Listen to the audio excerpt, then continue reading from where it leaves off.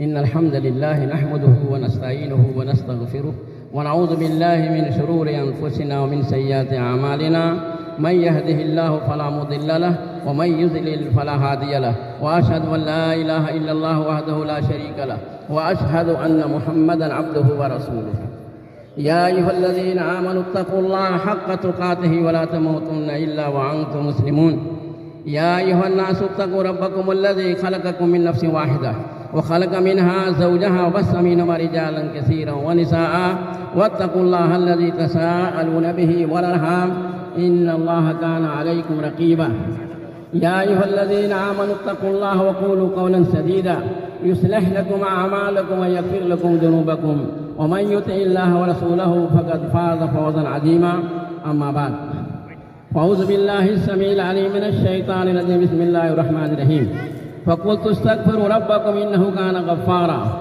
يرسل السماء عليكم مدرارا ويمددكم بأموال وبنين ويجعل لكم جنات ويجعل لكم أنهارا ما لكم لا ترجون لله وقارا.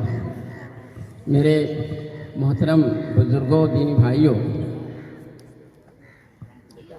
اللہ رب العالمین نے جس عظیم مقصد کے لیے ہم لوگوں کو پیدا کیا ہے، اس روح زمین پر بھیجا ہے، ہم سب کو معلوم ہے کہ وہ اللہ کی عبادت ہے. اللہ کی عبادت کا مطلب یہ ہے، یہ نہیں کہ صرف نماز پڑھیں. نماز تو پڑھنا ہی پڑھنا ہے، نماز کے بغیر تو کوئی چارہ ہی نہیں. لیکن اس کے ساتھ ساتھ ہمارے دیگر جو معاملات ہیں، حقوق اور معاملات اور دوسرے جو بھی معاملات ہیں دنیا کے، ان تمام میں قرآن و سنت کی تعلیمات کا خیال کرنا ہے. کتاب و سنت کی تعلیمات اور اس کے احکامات کی پاسداری کرنی ہے. اس کو کہتے ہیں عبادت. سمجھ رہے ہیں نا؟ عبادت صرف نماز روزے کا ہی نام نہیں ہے.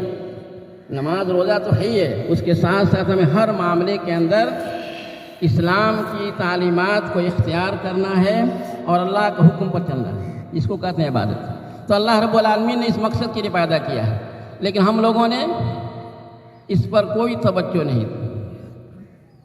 اکثر نہیں بلکہ کہیے کہ تقریباً سب لوگ. شاید ہی کوئی آدمی ایسا ہوگا کہ ہر معاملے میں قرآن و سنت کی تعلیمات کا خیال رکھتا ہو.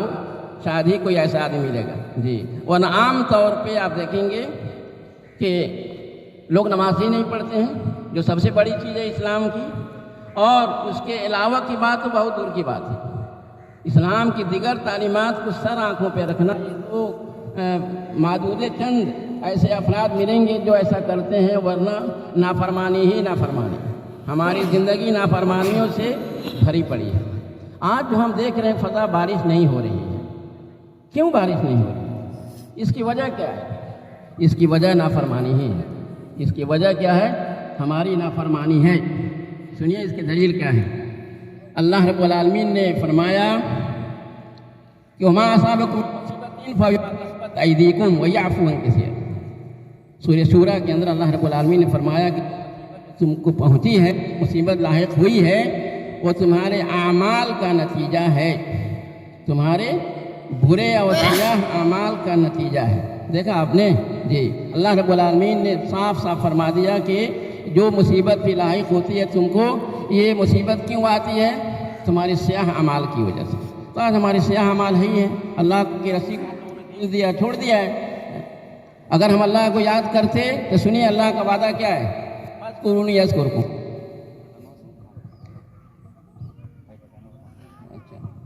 فاذکرونی اذکرکم. اللہ نے فرمایا مجھے یاد کرو میں تم کو یاد کروں. اللہ اکبر، کتنا بڑا وعدہ ہے.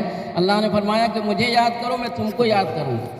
اگر ہم اللہ کو یاد کرتے، اللہ کے حکموں پر چلتے تو یہ دن نہیں دیکھنا پڑتا نہیں. اگر ہم اللہ کو یاد کرتے، صحیح اس کے حکم پر چلتے، تو اللہ کا وعدہ ہے کہ میں تم کو یاد کروں گا. تو جس کو اللہ یاد کرے اس کو یہ دن دیکھنا نہیں پڑے گا. وہ جو کہے گا رب العالمین کی طرف سے قبول کیا جائے گا. ٹھیک ہے؟ تو ایک وجہ یہی ہے کہ ہم لوگوں نے اللہ کی رسی کو ڈھیل دیا ہے، اسی وجہ سے یہ دن دیکھنا پڑتا ہے. دوسری چیز کیا ہے؟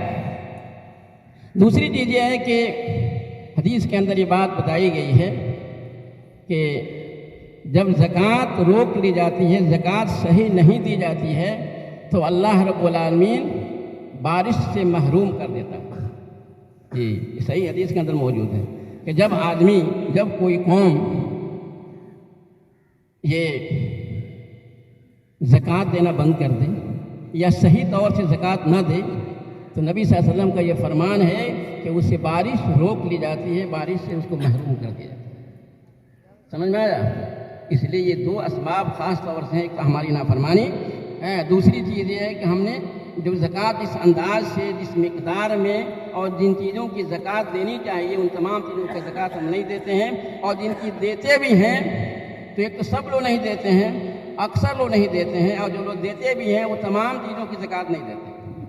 مثال کے طور پہ سونا چاندی کی زکوٰۃ کون دیتا ہے؟ سونے چاندی کی جس طرح ہمارے غلوں کی زکوٰۃ ہے ویسے ہی سونے چاندی کے اندر زکوٰۃ ہے۔ تجارت کی زکوٰۃ، تجارت میں کوئی زکوٰۃ نہیں دیتا ہے۔ بہرحال دیکھیے میں دور نہیں جانا چاہتا ہوں، میں کہنا چاہتا ہوں کہ یہ اسباب ہے میرے بھائی جن کی وجہ سے بارش روک لی گئی۔ تو اگر ہم ایسا ہوں گے تو یقیناً بارش روک لی جائے گی، اللہ کی رحمت سے ہم لوگ محروم کر دیے جائیں گے۔ اور اگر ہم اپنی اصلاح کر لیں تو بالکل اللہ کا دروازہ کھلا ہوا، اللہ کا وعدہ ہے کہ ہم تم کو یاد کریں گے، ہم تمہاری مرادوں کو پوری کریں گے، یہ اللہ کا وعدہ ہے۔ اللہ سے بڑھ کر اپنے وعدے کو پورا کرنے والا کوئی نہیں ہو سکتا۔ اب ایک بات یہ ہے کہ ہم کیا کریں؟ اب تو ایسا ہو گیا تو ہمیں کیا کرنا چاہیے؟ بارش کیسے ہوگی؟ اللہ کی رحمتوں کا نزول کیسے ہوگا؟ اس کی کیا صورت ہوگی؟ کیا سبیل ہوگا؟ اس کے لیے کیا راستہ ہوگا؟ تو اس کے لیے ایک راستہ ہے، راستہ یہی ہے کہ ہم اللہ تعالیٰ سے توبہ استغفار کریں، اللہ سے اپنے گناہوں کی معافی مانگیں۔ اگر ہم صدق دل سے خالص توبہ کریں، خالص استغفار کریں تو اللہ تعالیٰ نے یہ وعدہ کیا ہے کہ ہم تم کو بارش سے نوازیں گے، ٹھیک ہے؟ اور بارش ہی نہیں، تم کو ہم مال سے نوازیں گے، اولاد سے نوازیں گے، تم کو باغات دیں گے، تمہارے لیے نہریں جاری کر دیں گے، یہ اللہ کا وعدہ ہے۔ اللہ دلیل کیا ہے اس کی سنیے، اللہ تعالیٰ نے کیا فرمایا جو آیت میں نے پڑھی ہے، فَقُلْتُ اسْتَغْفِرُوا رَبَّكُمْ إِنَّهُ كَانَ غَفَّارًا يُرْسِلِ السَّمَاءَ عَلَيْكُمْ مِدْرَارًا۔ اللہ نے فرمایا کہ نوح علیہ السلام کے زمانے نوح علیہ السلام نے کہا تھا اپنے قوم سے کہ دیکھو تم لوگ اللہ سے استغفار کرو کیونکہ وہ سب سے بڑا بخشنے والا ہے اور وہ تمہارے لیے موسلادھار بارش نازل کر دے گا، ٹھیک ہے؟ اور اتنا ہی نہیں بلکہ تم کو اولاد دے گا اور تم کو مال سے نوازے گا، تمہارے لیے نہریں جاری کر دیں گا، تمہارے باغات جو ہے نا باغات پیدا کرے گا۔ اور اسی لیے حسن بصری رحمۃ اللہ علیہ سے کسی نے کہا کہ شکایت کی کہ حسن بصری جناب دیکھیے قحط سالی ہے، خشک سالی ہے، تو انہوں نے کہا کہ استغفار کرو۔ کسی نے کہا کہ بارش نہیں ہو رہی ہے، کہا کہ استغفار کرو۔ کسی نے کہا کہ ہمارے باغ سوکھ گئے ہیں، کہا کہ استغفار کرو جی۔ کسی نے کہا کہ ہمارے گھر میں اولاد نہیں ہو رہی ہے، کہا کہ استغفار کرو۔ یہ کئی آدمی آئے اور سب کے لیے انہوں نے کیا کہا؟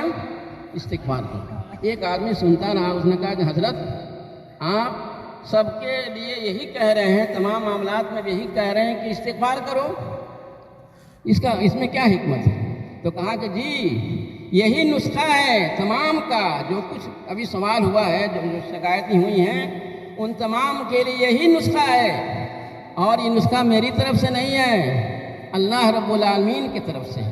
اور یہی آیت کریمہ پڑھی ہوئی ہے، جو آیت میں نے پڑھی ہے نا سورہ نوح کی ہے، اسی آیت کو پڑھا اور کہا کہ یہی نسخہ خود اللہ نے بیان کیا ہے کہ ہم کو یہ کریں گے وہ کریں گے، بارش دیں گے، اولاد دیں گے، مال دیں گے، باغات دیں گے، نہریں جاری کریں گے، سب اللہ نے نسخہ بیان کیا۔ دیکھا آپ نے؟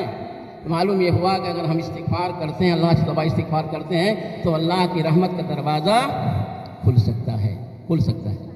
اور حضرت عمر رضی اللہ عنہ کے بارے میں آتا ہے، ان کے وقت میں خشک سالی ہوئی، ایسے ہی بارش نہیں ہو رہی تھی، ممبر رکھا گیا، حضرت عمر ممبر پر آئے اور استغفار کی آیتیں پڑھی، استغفار کی کئی آیتیں پڑھی انہوں نے، اور انہوں نے یہ بھی آیت پڑھی تھی جو میں نے پڑھی ہے نا، فَقُلْتُ اسْتَغْفِرُوا رَبَّكُمْ، سورہ نوح کی آیت، اس کو بھی پڑھی اور اتر گئے، ممبر سے اتر گئے اور کہا کہ دیکھو ہم نے بارش مانگ لی ہے، ان راستوں سے مانگ لی ہے جو آسمان کے اندر ہیں، جن راستوں سے بارش ہوتی ہے ان راستوں سے ہم نے بارش مانگ لی ہے۔ کیا مطلب ہوا؟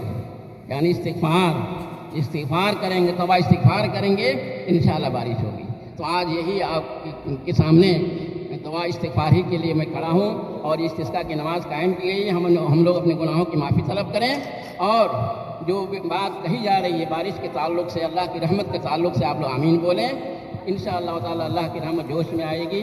اور لیکن اپنے اعمال کو بدلنے کی کوشش کریں, اپنے اعمال کو بدلنے کی کوشش کریں, ہے نا. میں نے کہا کہ نماز تو کسی حال میں معافی نہیں.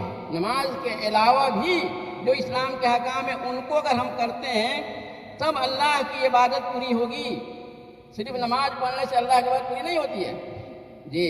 تو اس لیے ہم اور معاملات میں قرآن سنت کی تعلیمات کا اعتماد کریں, اور خاص طور سے ہم سب نماز پڑھنے کا اہتمام کریں. انشاءاللہ تعالیٰ دیکھیے اللہ کی رحمت یقیناً ہم لوگوں کے شامل حال ہوگی, اور ہم بارش بھی ہوگی, اور جو ہماری مراد ہوگی اللہ پوری کرے. چلیے دعا کے لیے ہاتھ